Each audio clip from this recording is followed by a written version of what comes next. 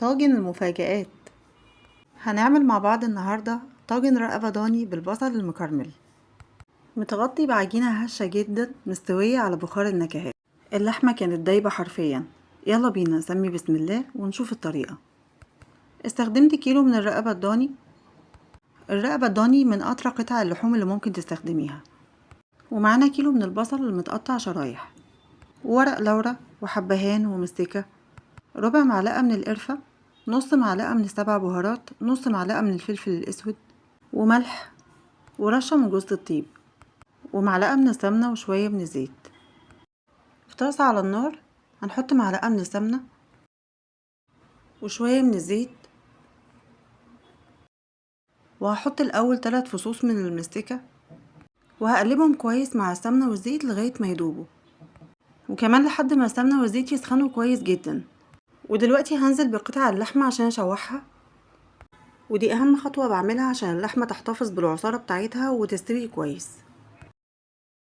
كمان خطوة تشويح اللحمة دي بتخلي ريحة اللحمة الضاني حلوة جدا.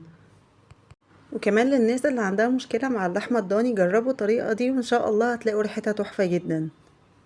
وهنا هنزل بكمية اللحمة كلها عشان اشوحها. دلوقتي هضيف ورق اللورة و3 فصوص من الحبهان. ورق اللورة ما بضيفوش في الاول عشان ما يتحرقش. واول ما اللحمة تغير لونها هبتدي ان انا اقلبها على الجنب التاني.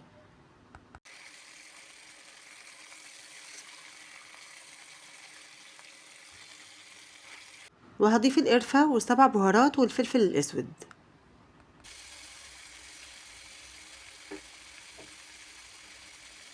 وبعد ما بضيف البهارات هفضل اقلب اللحمة كده على الجنبين عشان البهارات توصل لكل حتة في اللحمة.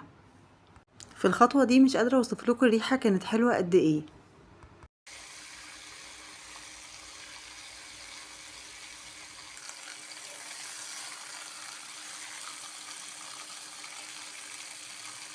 وهحط كمان رشة من جوز الطيب. وهنا بعد ما اللحمة غيرت لونها واتشوحت كويس جدا هضيف لها شوية من المية.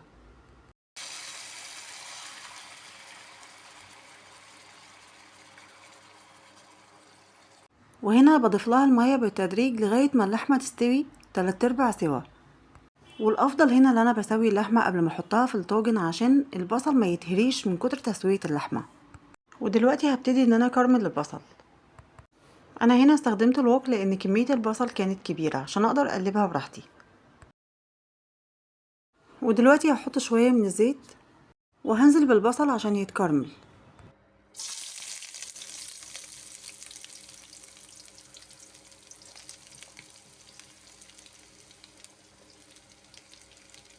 وهفضل اقلب في البصل كده زي ما انتوا شايفين عشان ما يتحرقش. انا عايزة اللون بتاعه ما يبقاش غامق، انا عايزاه يبقى فاتح.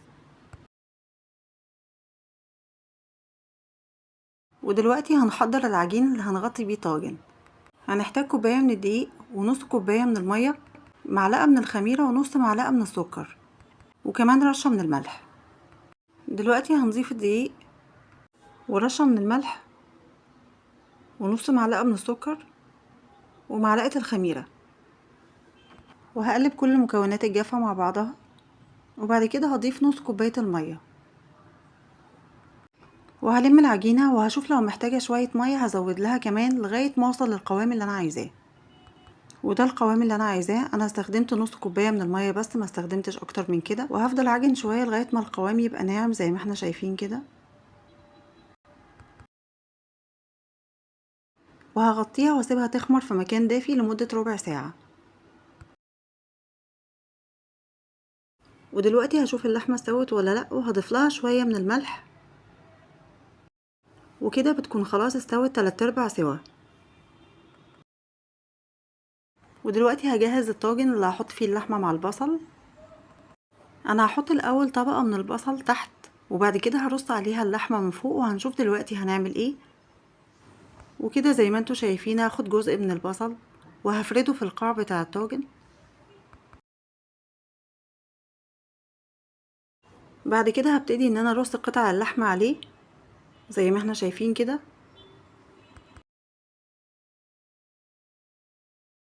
بعد كده هنزل بالجزء الباقي من البصل وهوزعه على وش اللحمة.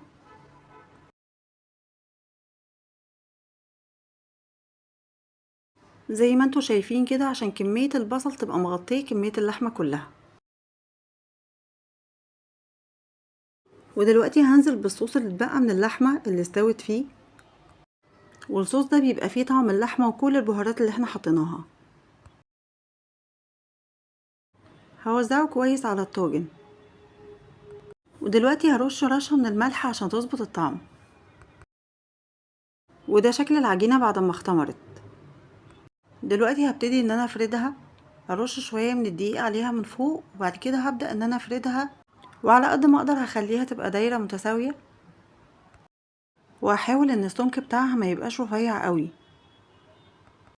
العجينة دي يا جماعة بتبقى طعمها في الاخر تحفة جدا، لانها بتبقى مستوية على البخار بتاع اللحمة، واخدة طعم كل المكونات اللي في الطاجن. وبكده انا فردتها بالحجم اللي انا عايزاه. ودلوقتي هحاول ان انا انقلها على الطاجن عشان اغطيه بيها بالطريقة دي كده زي ما انتوا شايفين. احاول ان انا اقفل كويس عشان مفيش بخار يطلع بره. وده شكل الطاجن بعد ما غطيته بالعجين. دلوقتي هدهن وش العجينة بشوية من اللبن عشان تديني لون حلو، عشان كمان لما احط عليها سمسم يمسك على وش العجينة ما يقعش منها. واخر خطوة هعملها هرش عليها شوية من السمسم من فوق، وهدخلها فرن سخن على درجة حرارة 200 لمدة نص ساعة. في النص ساعة دي اللحمة هتكمل سواها، وهتاخد من طعم البصل، وهتسوي كمان العجين اللي احنا حطيناه على الوش. لو وصلتي معايا لحد هنا وعجبتك الوصفة واستفدتي منها، اضغطي لايك واعملي اشتراك عشان يوصلك كل الوصفات الجديدة اللي بنزلها. وده شكله النهائي بعد ما طلع من الفرن. وعلى فكرة يا جماعة ممكن نستخدم العكاوي في الطاجن ده، وهيبقى بنفس الطريقة اللي عملنا بيها الرقبة الضاني. هنا اللحمة كانت دايبة حرفيا، طعمها كمان كان حلو جدا. جربوا الطريقة بتاعت اللحمة دي وان شاء الله مش هتبطلوا تعملوها.